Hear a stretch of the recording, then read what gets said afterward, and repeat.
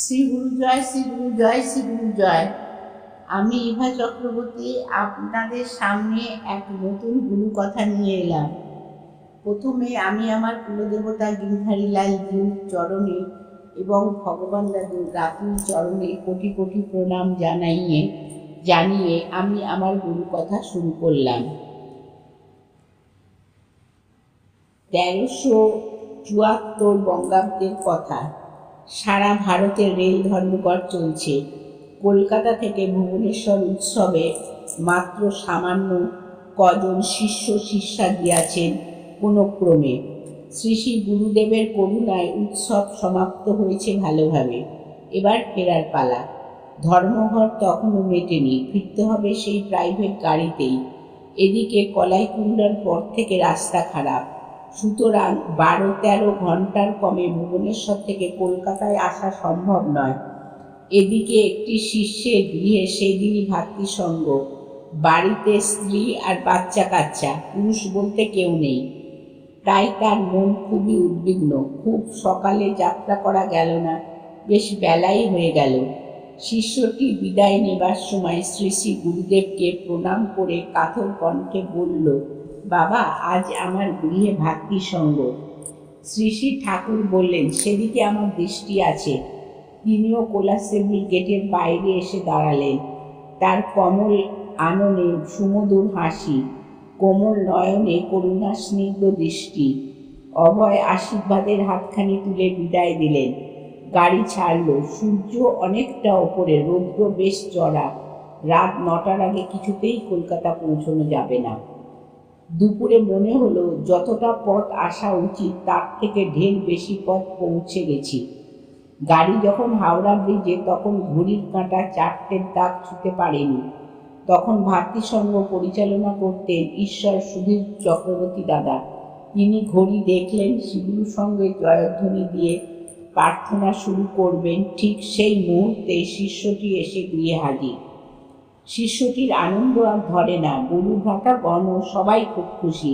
ভাতৃসঙ্গ হয়ে গেলে এবারে ভক্তের মনে জিজ্ঞাসা, 13 ঘন্টার পথ, তার উপর রাস্তা খারাপ, 7 ঘন্টায় গাড়ি এলো কিভাবে?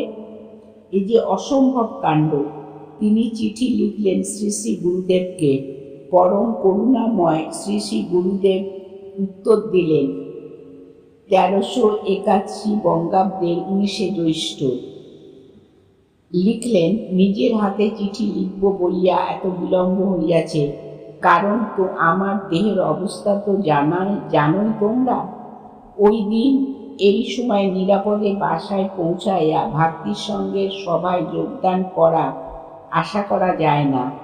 এ একমাত্র ব্রহ্ম শ্রী জগন্নাথ দেবের দয়া। ঠাকুর জগন্নাথ, দিল মে লাগাও প্রেম ডুরি। আরে ওরে ঠাকুর জগন্নাথ দেব, লাগাও প্রেম ডুরি। উড়িষ্যাবাসীদের এলোমেলো প্রাণ খোলা ডাক শুনিয়া আর শ্রী শ্রী পূর্ণব্রহ্ম জগন্নাথ থাকিতে পারেন নাই। তোমাদের সেই দিনের এই রূপ স্মরণে আর ঠাকুর থাকতে পারেন নাই। ঠাকুর জগন্নাথ, দিল মে লাগাও প্রেম ডুরি, একটানে তোমাদের যথাসময়ে যথাস্থানে পৌঁছাইয়াছেন।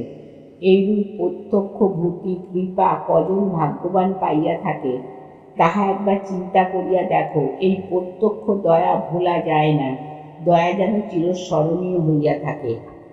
বস্তু বিজ্ঞানের জয়যাত্রার যুগেও করুণাময় শ্রী শ্রী ঠাকুর এমন অঘটন ঘটালেন শুধু তার একটি অধম শিষ্যকে ভাতৃসঙ্গে যোগদান করানোর জন্যে। ওপরের পত্রখানি শুধু একটি দৃষ্টান্তই নয়, একখানি চিরস্মরণীয় দলিল। তিনি লিখেছেন, একমাত্র ব্রহ্ম শ্রী শ্রী জগন্নাথ দেবের দয়া। মানুষী তনুকে তিনি যে স্বয়ং সচল জগন্নাথ, তিনি যে স্বয়ং পূর্ণব্রহ্ম। ভক্তবৎসল্য প্রাণের ঠাকুর স্নেহে বসে তার প্রাণান্বিত সন্তানের কাছে সে কথাটিও প্রকাশ করে ফেলেছেন।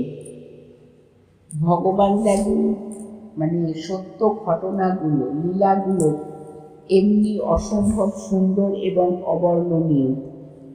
আমি আমার গুরু কথা থেকে বিশ্রাম নিলাম এবং শ্রীগুরু সঙ্গে সকল শিষ্য ভক্তদের মঙ্গল কামনা করে আমি আমার গুরুর কথা শেষ করলাম। শ্রী গুরু জয়, শ্রী গুরু জয়, শ্রী গুরু জয়।